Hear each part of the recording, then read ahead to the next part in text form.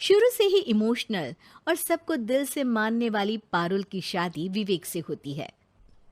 क्या है यार, शादी के वक्त तो तुम दुबली हो गई थी, लेकिन शादी के 2 साल में ही फिर फूलकर गुप्पा हो गई हो।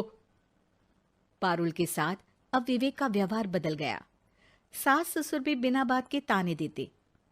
अरे 2 साल हो गए, बच्चा नहीं हुआ, निकल यहाँ से। विवेक का भी सहारा पारुल को नहीं मिलता है। लेकिन जिस विवेक से पारुल को तलाक के एवज में 18 लाख मिले होते हैं, वो पारुल एक दिन, इंस्पेक्टर साहब, मुझे कंप्लेंट लिखवानी है।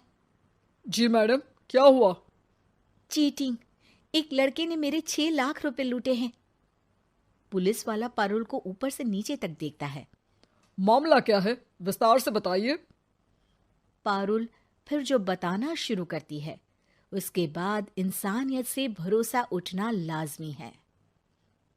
मेरे पति ने मुझे कभी अपनाया ही नहीं। शादी के 3 साल में ही मेरा तलाक हो गया। मैं नहीं चाहती थी कि मैं उनसे एक भी पैसा लूं, लेकिन वकील और मेरे माता पिता ने उनसे 18 लाख की रकम ली।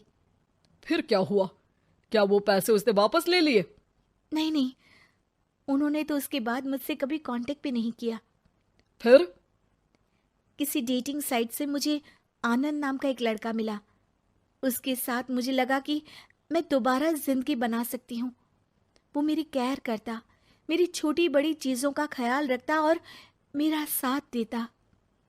अच्छा, क्या उसने तुम्हें शादी करने का झांसा दिया था? हाँ, वो भी तलाकशुदा था। पहले तो उसने मुझसे कहा कि उसकी एक बेटी है, लेकिन फिर पता चला कि उसकी एक नहीं 2 बेटियां हैं। इतना ही नहीं, दिल्ली के एक आम इलाके में वो बीवी और बच्चियों के साथ ही रहता है। तो आपसे इमोशनली फ्रॉड कर उसने पैसे ऐंठे? जी, अब मेरे पास कुछ नहीं है, ना पैसे ना वो।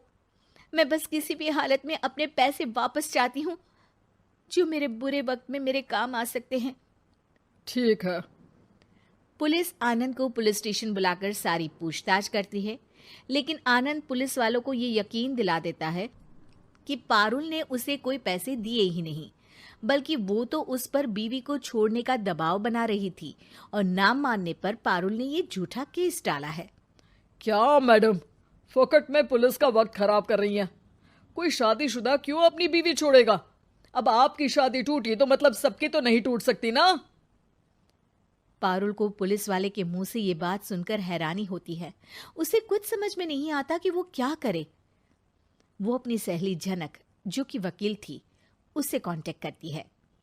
झनक, मैं क्या करूं?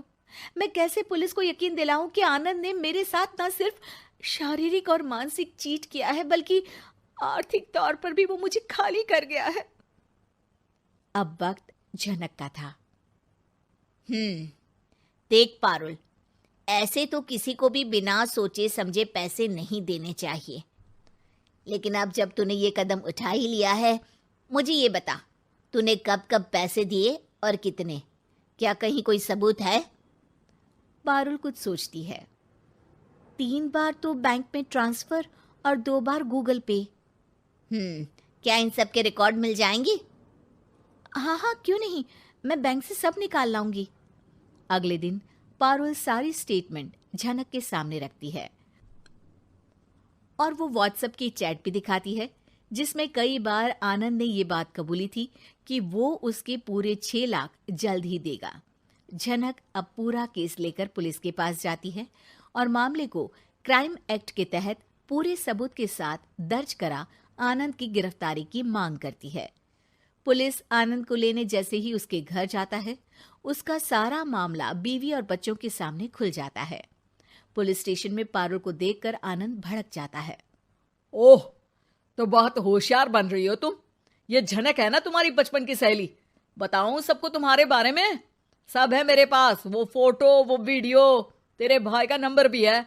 6 लाख क्या, अब 1 रुपया भी निकाल कर दिखा दे। वो पुलिस स्टेशन में जोर जोर से चिल्ला रहा था कि तभी पुलिस के एक सीनियर ऑफिसर को गुस्सा आ जाता है। क्यों चिल्ला रहा है? अब तो सारे सबूत है तेरे खिलाफ। ऊपर से यहां चिल्ला चिल्ला कर तूने खुद को तो गड्ढे में धकेल दिया है। जल्दी बता, लड़की के पैसे लौट आता है या फिर? आनंद डर जाता है। तभी उसकी बीवी और बच्चे पुलिस स्टेशन में आकर पारुल के पैसों का बैग देते हैं। मेरे पति को माफ कर दीजिए, प्लीज उन्हें पुलिस से बचा लीजिए। मेरे छोटे बच्चे हैं, ये कैसे रहेंगे? होता भी यही है। पारुल केस वापस ले लेती है, लेकिन उस सबक के साथ कि इमोशनल होकर किसी को भी अपना पैसा नहीं देना चाहिए। झूठ बोलकर रिश्ते कभी ना बनते हैं और ना ही निभते हैं।